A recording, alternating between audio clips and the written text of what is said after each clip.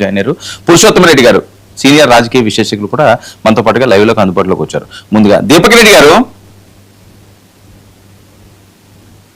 Sir వినిపిస్తుందా? Yes అండి, వినపడతా ఉందండి.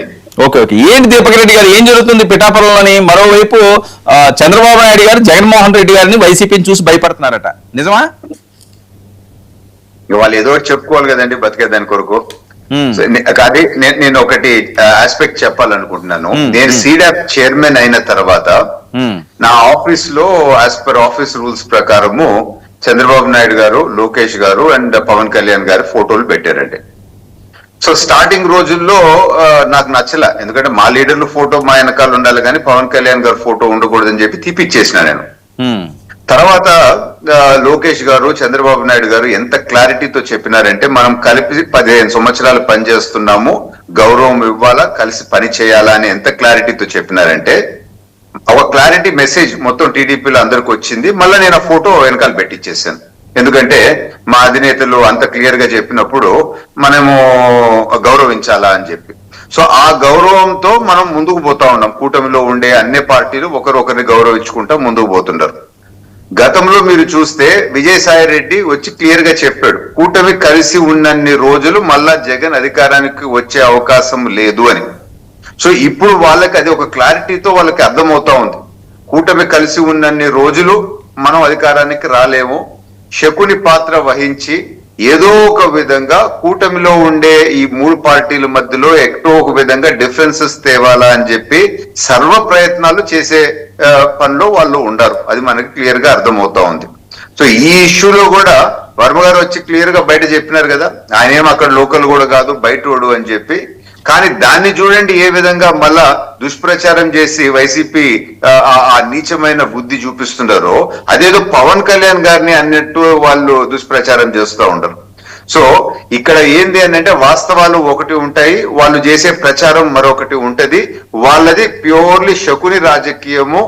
ఏ విధంగా అయినా కానీ కూటమి సభ్యుల మధ్యలో ఒక డిఫరెన్సెస్ తీసుకొని రావాలా అని చెప్పి జెన్యున్ గా వాళ్ళు ప్రయత్నిస్తున్నారు అని చెప్పి మరొకసారి నేను ఎక్స్పోజ్ చేస్తా ఉన్నాను వర్మ గారు. సో ఏమీ లేదు, క్లియర్ గా వారే వచ్చి చెప్పినారు కదా, పవన్ కళ్యాణ్ గారిని గెలిపించింది నేనే, వారిని మేము గౌరవిస్తాము అని చెప్పి చెప్పినారు. కానీ ఏమన్నారు అని అంటే, ఆ ఫ్లెక్సీలో గౌరవ ముఖ్యమంత్రి గారి ఫోటో కూడా వేయాలి కదా అని అన్నారు.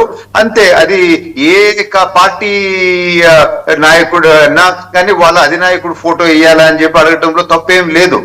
సో క్లియర్ గా ఆ గౌరవించాలా అన్నారు, అది మాట్లాడుకొని ముందుకు పోవచ్చు.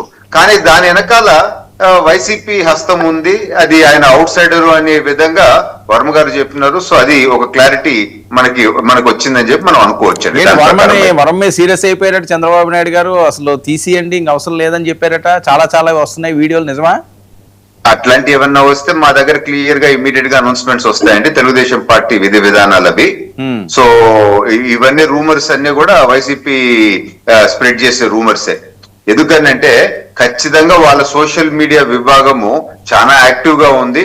గతంలో రిపబ్లిక్ టీవీలో జరిగిన ఒక ఇన్సిడెంట్ అప్పుడు నేను చూశాను, దాదాపు 200 డిఫరెంట్ ఛానల్స్ నుంచి అది లేని విధంగా ప్రజల్లోకి ఏ విధంగా తీసుకోపోయినారు, ఏదో నన్నేదో అన్నట్టు అని చెప్పి. సో అప్పుడు నాకు షాక్ వచ్చింది. ఈ ఎలక్షన్స్ లో ఓడిపోయినా గానీ ఈ పావు ఇంకా సావలేదు, ఆ విషయం ఇంకా కక్కతా ఉంది అని చెప్పి క్లియర్ గా నాకు ఆ ఇన్సిడెంట్ లో అర్థమైంది. ఎందుకు అనంటే ఆడ జరిగింది ఒకటి, వీళ్ళు చేసిన ప్రచారం మరొకటి. సో ఇక్కడ వాస్తవము ఏంది అని అంటే, ప్రజలు వాళ్ళని పూర్తిగా తిరస్కరించినారు.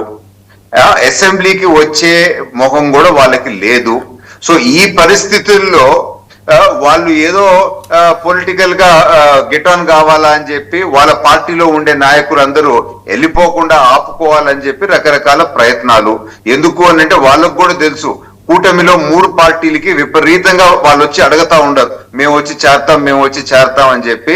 క్లియర్ గా మేము ఒక డెసిషన్ తీసుకొని వాళ్ళని తీసుకోవటం లేదు, లేకపోతే ఈ పార్టీకే వైసీపీ పార్టీ ఖాళీ అయిపోయి ఉండేది. ఇది వాస్తవము వర్మ గారు. Right, okay. వెంకటేశ్వర